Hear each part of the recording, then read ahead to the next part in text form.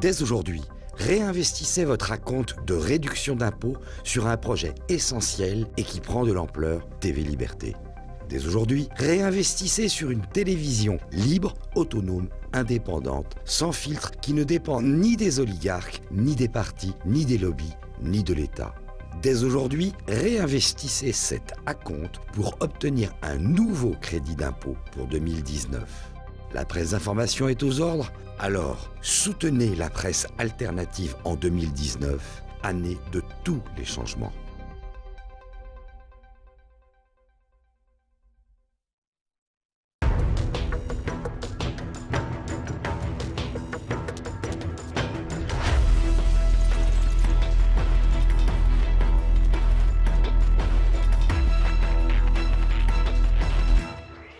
Angela Merkel et Emmanuel Macron ont signé ce mardi le traité d'Aix-la-Chapelle, un texte censé rapprocher les deux pays qui suscite de vives inquiétudes en France. Nouvel épisode pour le Brexit. Après le rejet par le Parlement britannique du plan de Theresa May, le Premier ministre a représenté lundi une copie conforme de son accord, de quoi rendre de plus en plus crédibles les perspectives d'un no deal, une sortie sans accord. Le Forum économique mondial de Davos 2019 débutait ce mardi. Pendant 4 jours, dirigeants d'entreprises, journalistes et intellectuels censés trouver des solutions aux problèmes qui agitent le globe accourent en Suisse. Entre la crise économique et des absences de poids, la petite sauterie mondialiste devrait accoucher d'une souris. Madame, Monsieur, bonsoir. L'Élysée vous promet la vérité sur le traité d'Aix-la-Chapelle. Les équipes présidentielles tentent tant bien que mal de mettre fin aux inquiétudes qui entourent ce fameux texte. Décryptage avec Olivier Frère-Jacques. Toute la vérité, rien que la vérité, c'est promis. L'Élysée va tout vous dire. Après les vives inquiétudes suscitées par le traité d'Aix-la-Chapelle, l'Élysée s'inscrit en faux et dément les nombreuses informations ayant circulé ici ou là sur ce fameux traité. Un démenti en 4 points qui tente de calmer les détracteurs du texte. Mais qu'est-ce que le traité d'Aix-la-Chapelle signé ce mardi par Emmanuel Macron et Angela Merkel ? Il s'agit d'un traité dit de coopération entre la France et l'Allemagne, une signature un 22 janvier qui ne laisse rien au hasard puisque le traité de l'Élysée signé par Charles de Gaulle et son homologue Adenauer l'avait été un 22 janvier 1963. Le traité en question a d'ailleurs fait l'objet d'une résolution votée à l'Assemblée nationale sous le nom de « Pour un nouveau traité de l'Élysée » il y a tout juste un an, le 22 janvier 2018. Pour l'occasion, 147 députés sur 577 avaient pris part au scrutin pour 145 suffrages exprimés, 133 pour et 12 contre. Parmi les opposants, 7 députés insoumis, dont Jean-Luc Mélenchon, mais aussi Marine Le Pen.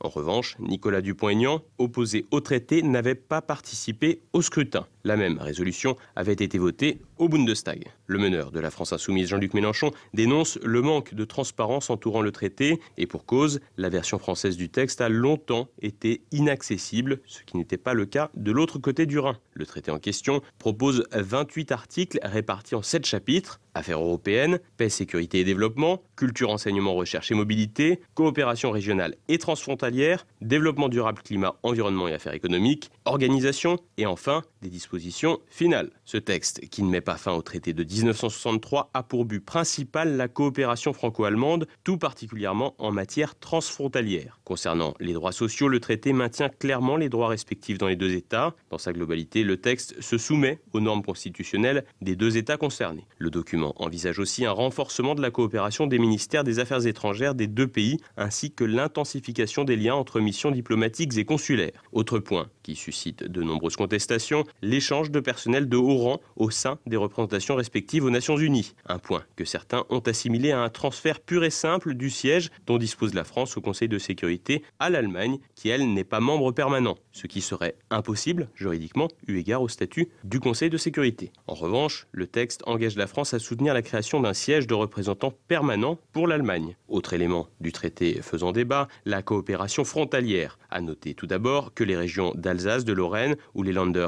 du Bade-Wurtemberg, de Rhénanie-Palatinat et de la Sarre, tous situés à la frontière, ne sont aucunement cités dans le texte. Sur cette coopération transfrontalière, le texte exprime une volonté d'intensifier les rapports entre les différentes entités en facilitant les échanges grâce aux voies de communication numérique comme physique. Le traité insiste également sur le bilinguisme comme objectif commun et sur les échanges estudiantins entre les deux territoires. Côté communication médiatique, le traité évoque un espace culturel et médiatique commun, sans citer la chaîne Arte, une chaîne qui constitue pourtant une véritable réussite franco-allemande et qui, hormis quelques programmes nauséeux, est globalement une réussite. En revanche, le texte ne déroge pas aux banalités politiquement correctes en réaffirmant l'engagement de l'Union européenne en faveur d'un marché mondial ouvert et évoquant, sans que l'on comprenne trop pourquoi, l'autonomisation des femmes et l'égalité des sexes. Plus inquiétant pour les tenants du souverainisme comme pour les défenseurs d'une Europe forte, la volonté inscrite au traité de renforcer l'OTAN. Concernant les forces militaires des deux pays, le texte envisage un renforcement de la coopération,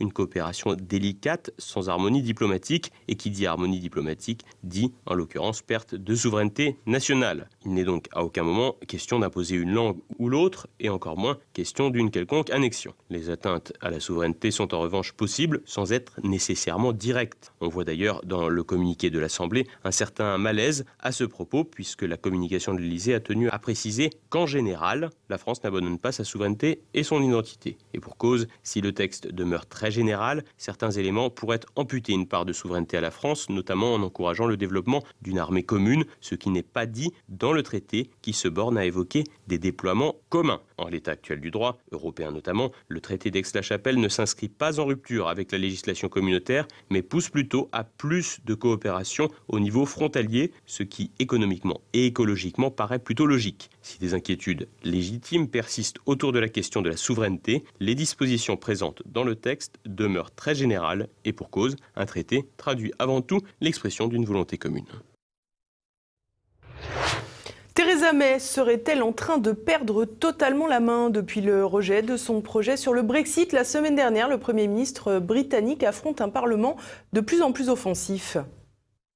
Refaire toujours la même chose en espérant un résultat différent. La définition de la folie par Albert Einstein est depuis peu attribuée à Theresa May, embourbée dans l'accord impossible sur le Brexit. Après avoir survécu à la motion de censure la semaine dernière et au rejet de son projet de sortie de l'Union européenne, le Premier ministre britannique a présenté un plan B calqué sur le plan A. Ceux qui espéraient un virage à 180 degrés n'ont donc pas caché leur déception. En effet, voilà 2 mois que l'emploi du temps de Theresa May se répète inlassablement. Chaque lundi, la dirigeante conservatrice se rend à la Chambre des communes pour faire état de l'avancement du développement de l'accord sur le Brexit, une visite redondante que le chef de l'opposition, Jeremy Corbyn, compare au film Un jour sans fin.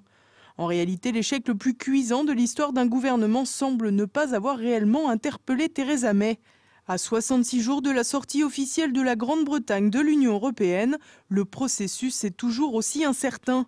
La possibilité de trouver un accord satisfaisant à minima Londres et Bruxelles s'éloigne de plus en plus, rendant ainsi la perspective d'un no deal, une sortie sans accord, de moins en moins impossible. De leur côté, les parlementaires britanniques considèrent qu'ils ont été trop tenus à l'écart de l'élaboration du plan, un impair que Theresa May a affirmé vouloir réparer. Avant de repartir négocier avec Bruxelles, le Premier ministre prévoit de reprendre les discussions avec ses partenaires de l'Irlande du Nord au sujet du backstop, la garantie qu'il n'y aura pas de rétablissement de la frontière entre les deux pays, avant de retourner négocier à la Commission européenne. Pour François Asselineau, le président de l'UPR qui milite pour le Frexit, Theresa May est dans une situation inextricable. D'un côté, elle a affaire à la Commission européenne qui ne veut rien changer, qui se réjouit des ennuis qu'elle a parce que ça permet de faire valoir aux populations des autres pays de l'Union européenne, notamment dans la perspective des élections, que ce serait très très difficile et quasiment impossible de sortir de l'Union européenne. Donc elle n'a aucune marge de manœuvre du côté de Bruxelles et du côté britannique, elle a subi la pire défaite qu'un Premier ministre britannique ait jamais subi, au moins depuis les années 1920. Elle n'a pas perdu son vote avec 30 voix, elle l'a perdu avec 230 voix. Et en plus de ça, elle a été confirmée puisqu'il y a eu une motion de censure contre elle qui a échoué. Donc on est dans une situation qui est assez inextricable. C'est donc un véritable casse-tête pour Theresa May. Pour autant, comme le rappelle le président de l'UPR, malgré la complexité de la situation, le Premier ministre britannique fait preuve d'une constance étonnante. Il faut rendre un petit hommage à Madame May quand même. Elle reste absolument attachée à quelques grands principes, et notamment, elle a toujours dit qu'il n'y aurait pas de deuxième référendum. Elle l'a dit et redit, et elle a dit également qu'il y aurait bien le Brexit le 29 mars. Le Brexit aura donc bien lieu. En effet, quelques voix s'étaient élevées pour faire revoter les Britanniques, en espérant qu'après les difficultés rencontrées, beaucoup se raviseraient pour voter contre la sortie de l'UE. Une stratégie qui démontre la méconnaissance de la Grande-Bretagne pour qui le processus référendaire n'est pas familier. De même, balayer le premier résultat du vote reviendrait également à revenir sur le Royal Assent de la reine d'Angleterre qui a validé de son sceau la sortie de l'Union européenne. Un geste tout bonnement inenvisageable. Pour François Asselineau, c'est donc la perspective d'une sortie sans accord qui apparaît de plus en plus plausible. La seule possibilité qui reste, je pense, c'est un Brexit sans accord, c'est-à-dire ce que certains appelaient le hard Brexit. Et comme je le pense, une sortie sans accord ne posera pas toutes les difficultés insurmontables que l'on évoque. Ça va poser quelques petites difficultés conjoncturelles, mais je pense que les Britanniques et d'ailleurs les pays du continent s'en sortiront suffisamment bien assez rapidement. Mais Theresa May semble de son côté redouter l'hypothèse du no deal et agite ce scénario pour calmer son opposition.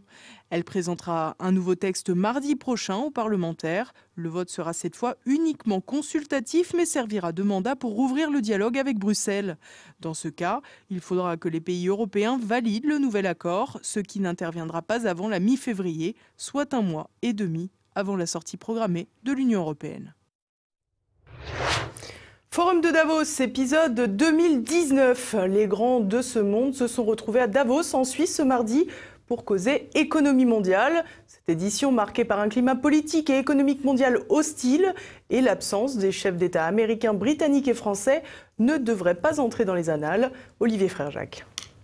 Et c'est reparti pour un forum économique mondial. Comme chaque année, la station alpine de Davos en Suisse sera le lieu de rendez-vous des grands de ce monde avec comme constat pour cette édition, les riches sont de plus en plus riches et les pauvres de plus en plus pauvres. Un rapport de l'ONG progressiste Oxfam tire la sonnette d'alarme. Ainsi, dans son texte publié lundi, l'organisation explique que les 26 plus grandes fortunes mondiales concentrent autant d'argent que les 3,8 milliards les plus pauvres. Une tendance qui s'aggrave et qui débouche sur la concentration des richesses, et ce, même si le rapport et sa méthode souffrent de nombreuses critiques, à commencer par l'évaluation de la richesse selon un critère presque uniquement monétaire. Le caractère très partisan de l'étude n'empêche cependant pas d'en tirer quelques grands enseignements. Partout, les inégalités mènent à des mouvements de protestation de type bien divers, que ce soit par leur nature ou par leur intensité. En France, le mouvement des Gilets jaunes semble en être une illustration. Ailleurs, les forces électorales en présence basculent quand, dans certaines parties du globe, des organisations terroristes ou du grand banditisme profitent de la situation. Côté richesse, selon Oxfam, les milliardaires ont gagné 900 milliards de dollars en 2017, alors que la richesse de la moitié de la population la plus pauvre du globe a chuté de 11%. La faute notamment à des impositions croissantes pour les populations les moins riches. La volatilité des capitaux dans une économie monde numérisée et sans frontières bénéficie donc bel et bien à une toute petite minorité. Mais après un tel constat, sur quoi peut déboucher le Forum économique mondial? Très probablement sur rien. En effet, pour cet opus 2019, 3 absents de marque sont à déplorer. Le président de la première puissance mondiale, Donald Trump, le premier ministre britannique Theresa May et le président français Emmanuel Macron. Le locataire de la Maison-Blanche doit faire face à une crise politique intérieure pour sortir du shutdown quand son homologue anglaise est aux prises avec son Brexit. Et Emmanuel Macron, lui, tente tant bien que mal de faire face à la grogne fiscale. La question fiscale est justement pointée du doigt par l'ONG Oxfam qui exige plus de justice en la matière de la part des dirigeants mondiaux. Si les absences de marque pèseront sur la rencontre, le forum n'en demeure pas moins un petit entre-soi où se côtoient intellectuels attitrés, grands dirigeants et journalistes, tous issus d'un même moule idéologique ou presque. On pense notamment à l'ONG Oxfam, ouvertement favorable au mouvement migratoire en direction des pays occidentaux et dont les antennes locales sont dirigées par des personnalités de gauche progressistes comme Cécile Duflot en France. Censé causer économie, le Forum mondial de Davos a aussi pour but d'apporter des solutions en matière environnementale et de santé. Pour la question écologique, la présence massive des Chinois mais aussi du Brésilien Jair Bolsonaro ne devrait pas peser en faveur de la planète. Plus généralement, les bouleversements économiques et politiques de la dernière décennie semblent avoir affaibli ce genre de petite sauterie mondialiste. L'émergence depuis quelques années de superpuissances privées a également fait reculer le rôle des États et a rendu les réunions comme celle de Davos moins incontournables. Et à présent, passons à l'actualité en bref avec Thibaut Bastide. On savait que Christophe Castaner ne savait pas parler, on sait désormais qu'il ne sait pas compter. Ce mardi, à l'occasion de son audition devant la commission du Sénat, le ministre de l'Intérieur a déclaré que 4 personnes ont été gravement blessées à l'œil à la suite d'interventions policières lors des manifestations de Gilets jaunes. Problème, on recense au moins une centaine de blessés, dont une quinzaine de personnes éborgnées et plusieurs mains arrachées. Alexandre Benalla, maître de l'esquive, interrogé lundi par la commission d'enquête sénatoriale sur ses passeports diplomatiques. L'ancien chargé de mission de l'Élysée a refusé de s'expliquer à plusieurs reprises, prétextant garder ses réponses pour la justice. Ainsi, aucune réponse n'a été apportée quant à la restitution de ses passeports diplomatiques. Le président de la commission d'enquête sénatoriale, le républicain Philippe Bas, n'a pas été convaincu par l'argumentaire et estime qu'Alexandre Benalla ment ou qu'il protège un comparse. Cyril Hanouna et Marlène Schiappa, maîtres de cérémonie du grand débat national. Vendredi, la chaîne C8 diffusera une émission spéciale consacrée à l'initiative du gouvernement pour répondre aux Gilets jaunes. Cyril Hanouna animera cet échange citoyen en compagnie de Marlène Schiappa, secrétaire d'État chargée de l'égalité femmes-hommes. Sur le plateau de l'émission Balance ton poste, ce duo tout à fait surprenant donnera la parole aux Français pour témoigner de leur quotidien et offrira l'occasion aux téléspectateurs de voter en direct pour retenir 7 idées qui seront transmises au gouvernement. Carlos Ghosn reste encore en prison. Ce mardi, le tribunal de Tokyo a une nouvelle fois rejeté la demande de libération sous caution du patron de Renault. Détenu depuis 2 mois dans la capitale japonaise, Carlos Ghosn avait promis de rester sur le territoire si on lui accordait le droit de sortir de prison. Une promesse qui n'a visiblement pas suffi. Le PDG de la marque aux losanges, sous le coup de 3 inculpations pour abus de confiance et malversation financière, devrait rester en détention provisoire au moins jusqu'au 10 mars. Du courage face à la question migratoire à l'occasion du grand débat national qui se tenait vendredi dernier à Souillac dans le Lot. Le maire Les Républicains de Montauban, Brigitte Barège, s'est adressée à Emmanuel Macron pour contester la politique migratoire, évoquant une violente agression qui s'est produite il y a 1 an dans sa ville. Il y a 1 an, un événement tragique a secoué la ville. Il s'agissait d'une grand-mère de 80 ans. Elle s'est faite sodomiser par un Algérien qui était en situation irrégulière sous le coup d'un arrêté de reconduite à la frontière et qui n'était jamais reconduit à la frontière. Huée pour ses propos sur l'immigration, Brigitte Barège a poursuivi en réclamant une justice sociale pour les Gilets jaunes, après avoir énuméré les nombreux droits accordés aux clandestins. Carnage canin en Mayenne. Vendredi, un homme de 47 ans a été jugé par le tribunal de Laval pour avoir filmé à 3 reprises son chien en train de dévorer des chatons. L'homme publiait les vidéos de son molosse déchiquetant les petits chats vivants tout en s'adonnant à des commentaires qu'il jugeait humoristiques. Le quadragénaire qui a expliqué, je cite, qu'il voulait apprendre à son chien à respecter les chats a été condamné pour cruauté envers les animaux à 3 mois de prison avec sursis et à une amende de 400 €, à peine plus qu'un excès de vitesse majoré. Ne regardez pas BFM TV toute la journée. Voici la recommandation que Céline Pigalle, directrice de la rédaction de BFM, a adressée samedi dernier aux Français et aux personnalités politiques. C'est visiblement la meilleure idée qu'a trouvée la direction de la chaîne pour répondre à la colère des Gilets jaunes qui se plaignent du parti pris de la rédaction. De son côté, Alain Veil, le PDG de la maison mère Altis Média, a appelé politiques et Gilets jaunes à ne pas casser le thermomètre des médias. Il a également décidé de créer un comité éditorial chargé de coller un peu plus à la vie quotidienne des Français. Le périphérique transformé en parade artistique. Lundi, l'adjoint à la culture de la mairie de Paris, Christophe Girard, a présenté ses projets pour 2019. Cette année, la Nuit Blanche du 5 octobre investira 1,7 km de route entre les portes de Pantin et de la Villette. Une grande première dans l'histoire de ces festivités durant lesquelles l'art contemporain foulera le bitume du périphérique afin d'effacer la frontière culturelle entre Paris et sa banlieue. Et on termine avec une triste nouvelle, la mort de l'accordéoniste Marcel Azola à l'âge de 91 ans. Il laisse derrière lui des mélodies accompagnant les plus grands noms de la chanson française comme Jacques Brel, Édith Piaf et Barbara. Également connu pour la formule « Chauffe Marcel chauffe » de Jacques Brel lors de l'enregistrement du titre Vesoul. Le musicien a donné un souffle nouveau à l'accordéon en l'orientant vers le jazz, mais a également contribué au progrès technique de son instrument. C'est à présent le moment du Zoom du jour. Thibaut Kerlizin, spécialiste de la guerre économique, présente son ouvrage Greenpeace, une ONG à double fond, choix des cibles, financement et communication. Vous saurez tout des rouages bien huilés d'une entreprise qui fait parfois de l'écologie un véritable business lucratif. La transparence, il y a un ami qui me disait transparence c'est quoi? C'est être vraiment transparent ou c'est être invisible? Puisque le terme c'est un peu à double sens. Prenez l'ONG Transparency International par exemple. Transparency International, à la fin de cette année, il va encore publier son indice de perception de la corruption. Ils vont dire il faut qu'il y ait plus de transparence. Déjà, vous regardez la carte de la corruption, les gentils, c'est l'Occident globalement, et les méchants, c'est la Russie, c'est la Chine et c'est les pays africains où il y a chopé des matières extractives. Mais ils parlent de transparence, mais ils sont financés par Soros, par exemple.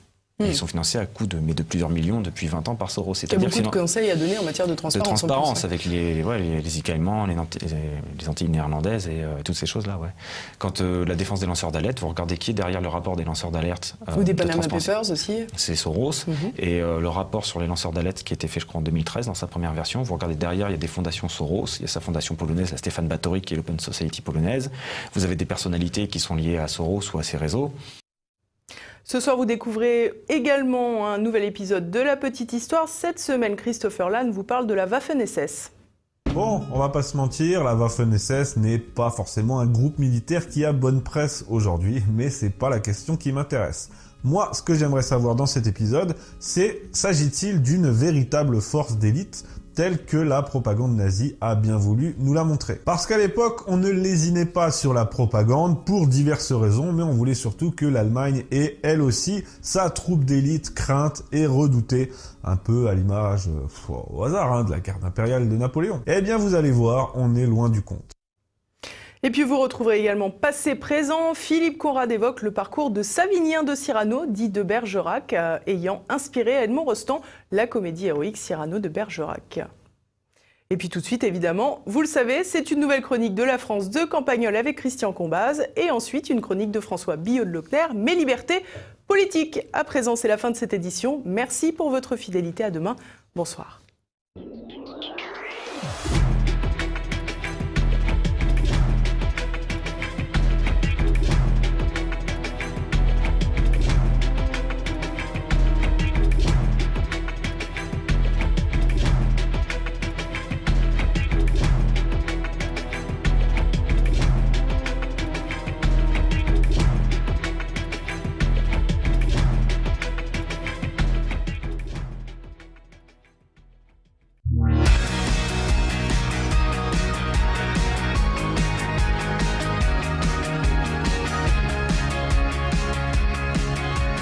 Comme je l'ai souvent dit, notre ami Gustave est bouquiniste, c'est-à-dire un peu libraire, et à ce titre, il a lu tout ce dont on parle, donc il passe son temps à corriger l'opinion de la presse au sujet des livres qui sortent. Et il me dit volontiers, tout le monde se plaint de ce que la presse ne dise pas la vérité à propos des Gilets jaunes ou de l'affaire Benalla. Les manifestants vont faire le siège des chaînes de télévision pour dire ils nous mentent. Et moi, il y a une chose qui me stupéfie, c'est qu'alors que les 3/4 des gens ne font pas confiance aux journalistes pour te raconter les faits dans le domaine politique et social, eh bien, ils leur font confiance quand ils parlent des livres à la télévision. Je trouve ça incroyable. Par exemple, ils t'expliquent que oui, les grands groupes sont propriétaires des chaînes d'information et des journaux, donc on ne peut pas leur faire confiance. Ils cachent ce qu'ils veulent et ils poussent ce qu'ils veulent. Ça, c'est ce qu'ils disent de la politique, des idées qu'il faut promouvoir. Par exemple, en ce moment, ils te disent les médias sont tous pro-Macron, ils poussent l'histoire des cahiers de doléances, qui pourtant va faire un flop, ils font de la propagande. Mais ils ne s'aperçoivent pas que ce sont les mêmes groupes qui sont propriétaires des éditeurs principaux de littérature, et entre le contenu d'un livre et le contenu d'un journal, il n'y a plus beaucoup de différence, donc il n'y a aucune raison que parmi les critiques littéraires des journaux en question, il n'y ait pas les mêmes menteurs, les mêmes omissions, les mêmes compromissions à propos des livres qui viennent de sortir. Ils cachent les uns et ils poussent les autres. Tout le monde a critiqué les unes des journaux qui étaient consacrés à Macron avant son élection, mais personne ne se plaint de voir la tête de Christine Angot, de Virginie Despentes, partout, alors que c'est la même chose. Ou alors Houellebecq, on nous l'a servi en long et en large, celui-là pendant des années. Il fait les couvertures, il fait même la une du Figaro récemment, mais personne ne se demande pourquoi. Alors là, j'ai joué le rôle ironique du type qui déteste pas complètement Houellebecq, mais qui aimerait bien savoir pourquoi un bouquiniste, un spécialiste comme lui, ne hurle pas avec les loups qui sont tous fervents de Houellebecq. Et pourquoi il dit que c'est complètement nul. Je lui ai demandé directement, qu'est-ce que tu lui reproches, à part le fait d'être partout sur les couvertures? Ben déjà, c'est ça justement que je lui reproche. Un type qui est plébiscité par la presse et la télévision plaît donc au système d'une manière ou d'une autre. Sans ça, personne ne l'aurait promu comme ça depuis le début. Donc c'est pas un rebelle véritable. Il ne dit rien qui menace l'édifice. On peut même dire que plus il publie des livres, soi-disant critiques sur le système, plus il en fait partie. Par exemple, il te parle de l'agriculture et de l'élevage de masse avec dégoût, des poulets élevés en batterie, dans son dernier livre, mais tu apprends que son livre a été tiré à 350 000 exemplaires en premier tirage, et moi j'appelle ça de la littérature en batterie. Le poulet, c'est le lecteur qui voit jamais la lumière et qui picore ce qu'on lui donne. Reste à savoir pourquoi on le lui donne à picorer à 350 000 exemplaires.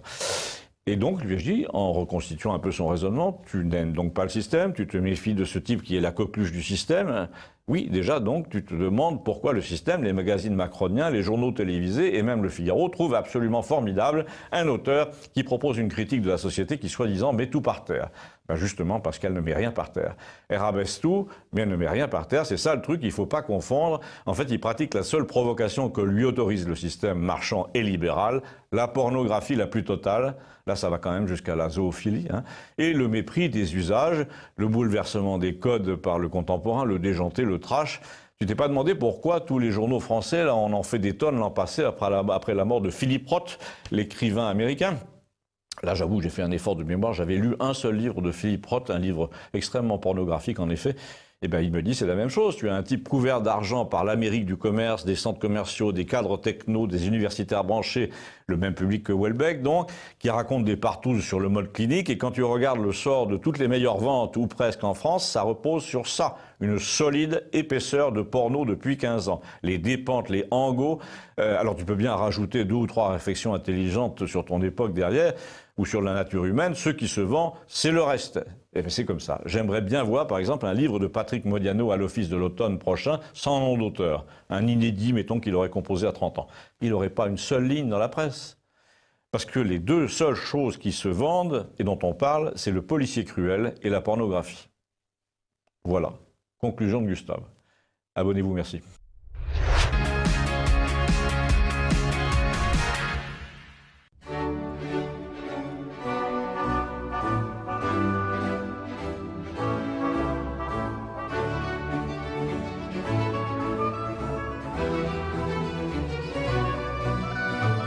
Nous venons de vivre un procès tout à fait étonnant où un jeune immigré de 21 ans se trouvait en cour d'assises dans la Manche car il avait en 2015 violé 2 lycéennes à Saint-Lô. À l'issue de ce procès, il est sorti libre, sans peine de prison ferme, avec notamment une argumentation de son avocate extrêmement intéressante. Ce jeune immigré n'était pas vraiment responsable de ses actes car il ne pouvait comprendre les codes culturels français. Alors, d'un côté, bien sûr, je ne peux qu'exprimer mon immense tristesse aux 2 lycéennes qui ont été violées et qui ont dû évidemment recevoir cette fin de procès comme un coup de poignard dans le cœur et j'en suis véritablement consterné pour elles et je leur exprime toute ma sympathie. Je voudrais maintenant déborder le cadre de cette tristesse et voir ce qu'il y a derrière cet acquittement. C'est extrêmement intéressant. Il est donc dit expressément que des immigrés qui rentrent en France, quand ils n'ont pas nos codes culturels, ne peuvent les comprendre et finalement peuvent faire des choses absolument contraires à nos codes culturels. En gros, c'est le combat de leur code culturel. Il faut imaginer que cet immigré, je ne sais pas de quel pays il vient, mais dans son pays pouvait violer impunément des filles. C'était ces codes culturels qu'il a probablement appliqués en France. Mais nous, évidemment, ça n'est pas du tout notre code culturel, et jusqu'à nouvel ordre, le viol est un crime. Donc, on voit bien qu'il y a, dans cette notion de code culturel, une déclinaison extraordinairement intéressante sur la notion du vivre ensemble, du multiculturalisme heureux. Si l'on applique cette notion de code culturel, il n'y a plus de vivre ensemble possible dès qu'il y a des codes culturels différents. Et il n'y a plus de multiculturalisme heureux s'il y a des codes culturels différents. Le choc des cultures rend impossible de tels concepts.